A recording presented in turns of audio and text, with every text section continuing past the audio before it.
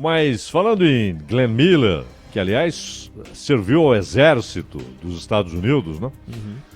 O governo de Donald Trump bloqueou o acesso da equipe de Joe Biden a informações e recursos para que seja iniciada a transição de poder nos Estados Unidos. É coerente? É. Claro que é.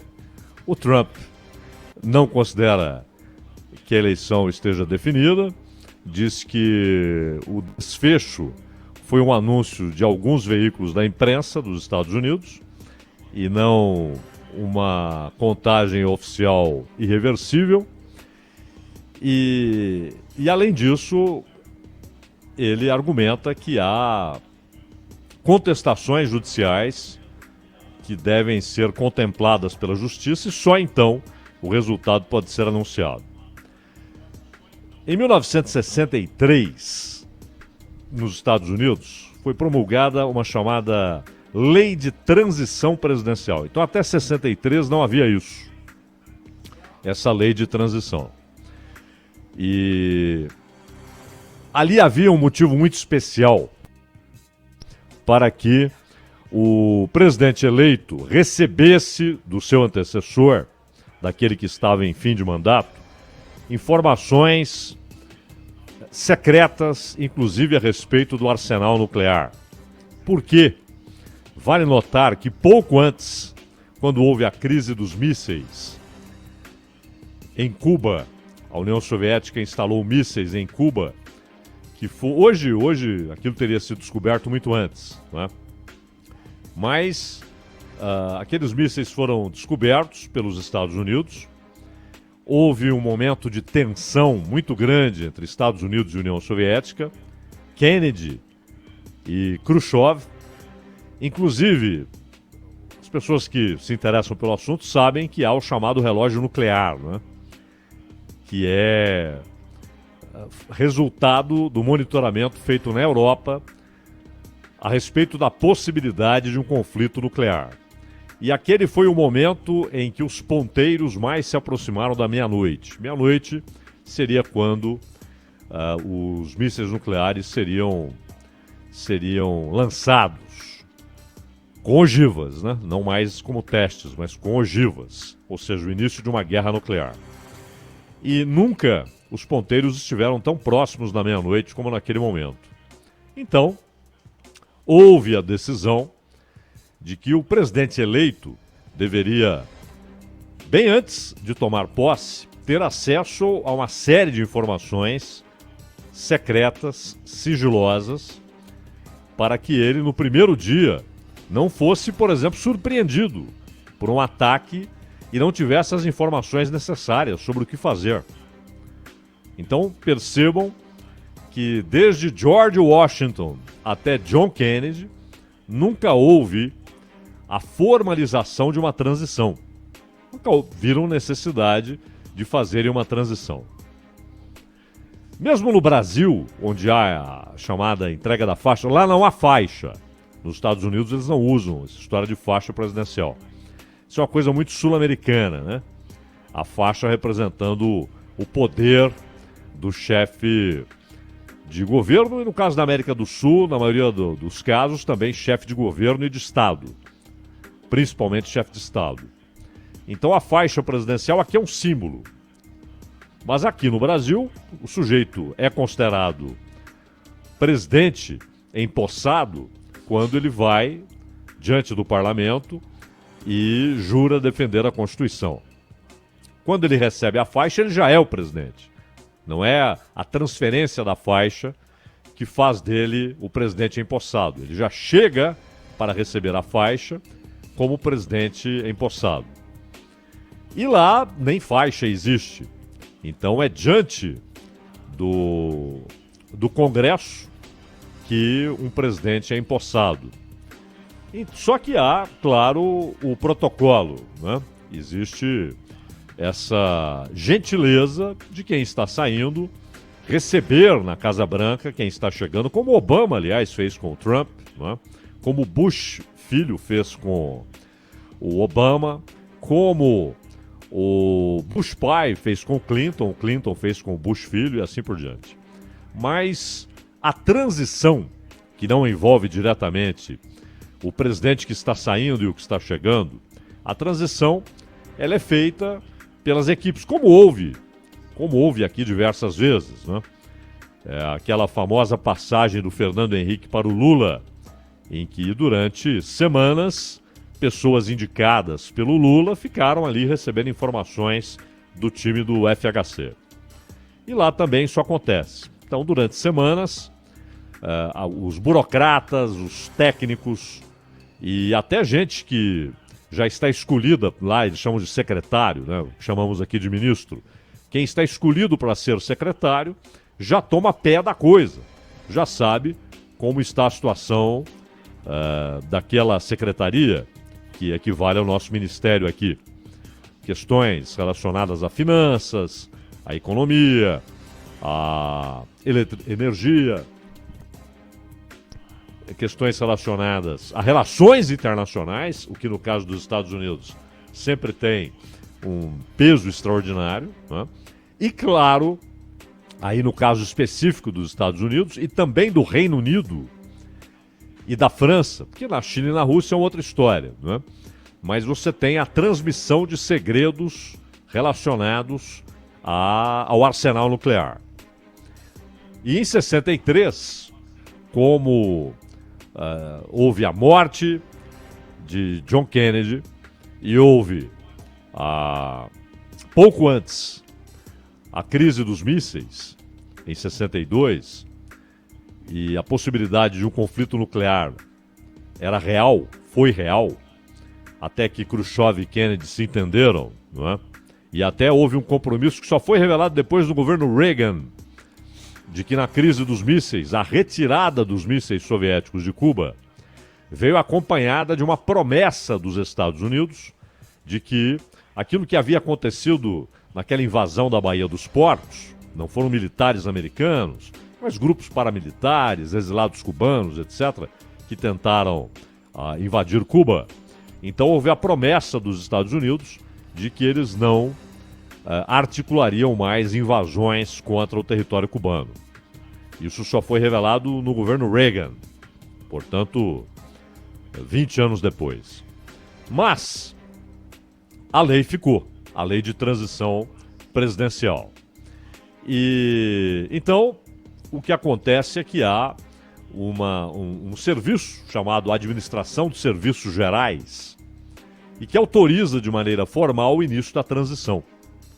Essa agência, seus dirigentes assinam uma carta liberando recursos para pagamento de salários para aqueles que chegam em nome do presidente eleito, para que eles possam trabalhar, já tem salários, inclusive, porque vão se dedicar exclusivamente àquilo, são indicados pelo presidente eleito, ainda não empossado, é claro, e também o apoio administrativo, e para que eles tenham acesso aos dados burocráticos, aos dados econômicos, e também, obviamente, a segredos de Estado e algumas coisas que não são passadas nem para essa gente.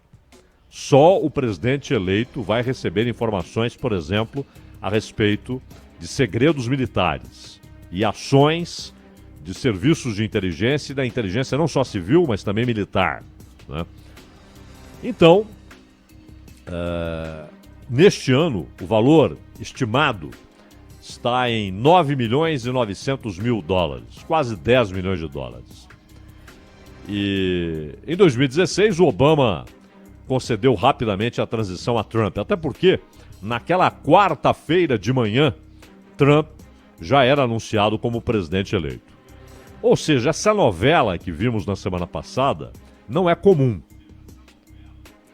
E aí entra um elemento que é chave na reclamação dos advogados de Donald Trump: a votação pelo correio.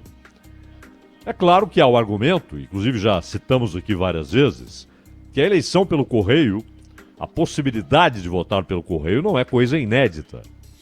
Porém, antes, o voto pelo correio estava restrito ao chamado eleitor ausente. Por exemplo, um diplomata, soldado, alguém que está no exterior e quer votar, porque lá vota quem quer, não é? Não há o voto obrigatório, essa coisa ridícula que o Brasil insiste em manter, o voto obrigatório. Mas então, quem está no exterior e resolve votar, quer votar, ele providencia uma cédula. Então são enviadas cédulas para consulados, embaixadas, é óbvio. E aí o sujeito vai lá, pega a cédula, vota e sabe que aquele voto é dele, exclusivamente dele, então aquilo é enviado pelo correio. Desta vez houve o uso maciço, em massa, mais de 60 milhões de votos. E aí não foi o sujeito que foi lá buscar a cédula, votou e colocou no correio. Desta vez as pessoas recebiam as cédulas. E muitas vezes enviadas aleatoriamente. Por exemplo, foram enviadas cédulas para pessoas que já morreram. Mas foi enviada lá para aquele endereço. O que foi feito com esta cédula ou com estas cédulas? Há um caso, inclusive, que é um dos argumentos interessantes da defesa do Trump. Há pessoas que, voluntárias, vale ressaltar, não são oficiais do Estado, voluntários que resolveram fazer um serviço de busca das cédulas nas casas das pessoas. Então, se a pessoa devolvesse a cédula, dizendo, não vou votar em ninguém, não pedi a cédula, mandaram para mim, mas eu não quero votar em ninguém, eu me nego a votar, não quero votar, não é? Aquela cédula era devolvida vazia. Correto? Houve, inclusive, em New Jersey, a prisão de 2 funcionários que roubavam cédulas de caixas dos Correios e fraudavam os votos. Esse é um caso conhecido. Quantos podem ter ocorrido? É o que argumenta a defesa do Trump. E também o argumento de que muitas cédulas desapareceram, algumas foram encontradas depois jogadas, inclusive em lugares ermos, não é? E outras não se sabe exatamente quem preencheu. Além de votos que chegaram pelos Correios e não foram aceitos, por N motivos, aí depende da legislação do Estado, não é? Enfim, esses serão alguns dos argumentos da defesa do Trump. Podem ser aceitos, podem ser refutados pelo judiciário. O fato é que estão sendo levados esses argumentos ao judiciário. Provas de fraude? Dificilmente. Evidências? Aí pode ser. E havendo evidências, pode ser que o judiciário decida determinar uma investigação, não é? Por isso Trump alega, olha, não acabou, então não tem transição, porque não acabou. Esse é o mesmo argumento que Brasil, Rússia e China apresentam para ainda não parabenizarem Joe Biden. O Netanyahu, por exemplo, foi pragmático, foi rápido no gatilho. Ele até sofreu uma pressãozinha para não reconhecer, mas reconheceu e falou inclusive que conhece Joe Biden há 40 anos. Disse que ele é um amigo de Israel e que está ansioso. Aquela é uma expressão que neste século, né, começou a ser usada nos Estados Unidos e hoje é usada para o meu mundo. Estou ansioso para trabalhar com você. Não é? Então, sempre que alguém é eleito, há essa frase é usada pela diplomacia americana, ou pelo secretário de Estado, ou pelo presidente, e hoje ela virou uma frase repetida mundialmente.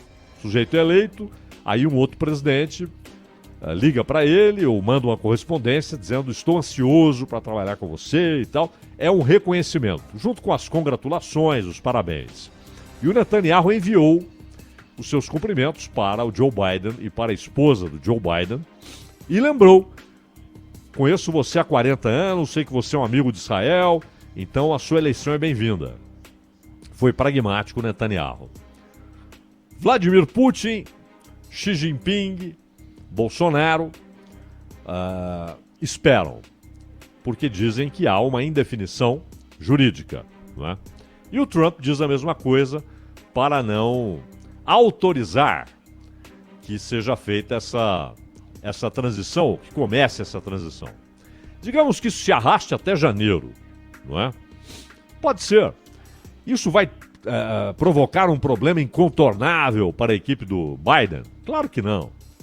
Repito, havia em 1963 um fato recente que levou a uma preocupação muito grande com o que aconteceria se um presidente chegasse, e na verdade isso nem ocorreu, porque o Lyndon Johnson, quando houve a eleição, no ano seguinte, o Lyndon Johnson foi eleito, ele era o vice do Kennedy, então ele já estava no poder, né? Ele já estava no poder, com a morte do Kennedy ele assumiu, e aí foi eleito em 64. Mas, se chegasse ali um neófito, né, havia o receio, e se a União Soviética aproveita aquelas horas de vazio, de incompreensão, então fizeram essa lei de transição presidencial. Hoje, primeiro, Joe Biden não é um neófito. Ele foi vice-presidente por 8 anos, né? E a equipe dele tem muita gente dos tempos de Obama. E, portanto, gente familiarizada com essas questões tratadas na transição. Claro, é preciso conhecer números, etc. Mas ninguém chegará lá sem saber como funciona, por exemplo, o procedimento no caso de um ataque nuclear. Ninguém chegará lá ignorando isso. E hoje em dia, com a altíssima tecnologia, na verdade, a única coisa que o presidente precisa saber é o código da maleta. Não é? Aquela famosa maleta, há sempre um oficial ao lado do presidente com a maleta, pronta para... Sempre, pronta para ser aberta, para que ele... Porque é necessária a autorização dele, é necessária a autorização do chefe do Pentágono e do general responsável pelo comando das Forças Armadas, né? O Estado-Maior, como dizemos aqui no Brasil, das Forças Armadas. Então, são outros tempos. Não há nenhuma possibilidade de um presidente chegar e ser surpreendido por uma crise nuclear e ele não sabe o que fazer. Isso não existe. Isso não existe mais, não é? E rapidamente ele recebe o código da maleta e acabou. E a equipe dele é experientíssima. Então ela só precisa de atualização de números. Nada mais que isso. Então não será um drama para o Joe Biden se a coisa se arrastar até janeiro. O que acontece é que no dia 20 de janeiro, se o Trump, aí já seria uma coisa cômica, né? Se ele se agarra ali ao corrimão, não é, Ronald? Da escadaria e fala, ninguém me tira daqui, Ninguém me tira daqui, né, Zaidan? Aí, é claro, já haverá autorização para que forças policiais... Mas ninguém vai se dar esse desfrute, né, Zaidan? Não, claro que não. E no dia 14 de dezembro, deve ocorrer a reunião do Colégio Eleitoral. Lembrando que essa reunião, na verdade, ela é em cada estado, não é? Então, os delegados daquele estado se reúnem, cada grupo de delegados do seu próprio estado. Não é uma reunião federal. Vai todo mundo para Washington. Não. E aí, eles fazem o cômputo dos votos, etc. E enviam, então, para o Senado. E no Senado, uma sessão que será comandada por Mike Pence, porque, é claro, antes de 20 de janeiro, quem preside o Senado é o vice-presidente. Lá é assim. Então, o Mike Pence presidirá uma sessão, só que já será com o novo Congresso. O novo Congresso toma posse antes. Aqui é o contrário, não é? Aqui o presidente toma posse e a nova legislatura começa no mês seguinte. Não é isso? Ou seja, trabalha um mês com gente que talvez não vai estar lá para votar os projetos, ou qualquer projeto que for colocado, o cara não vai estar lá para votar. Deveriam mudar isso aqui, não é? Deveriam mudar isso aqui. Então lá o Congresso chega antes, a nova legislatura. Isso é que é importante. Quem terá a maioria no Senado? E como lá a legislação é estadual, por isso a gente diz que lá são 50 eleições e não uma. Na Geórgia, por exemplo, Ronald, existe a possibilidade de segundo turno para senador, porque senador é voto majoritário, né? Não é voto distrital, é voto majoritário. Não é um voto distrital percentual. Não é proporcional à eleição do senador, como aqui também não é, que é majoritário. Quem tem mais voto leva. E você tem as cadeiras fixas, 3 por estado, lá 2 por estado.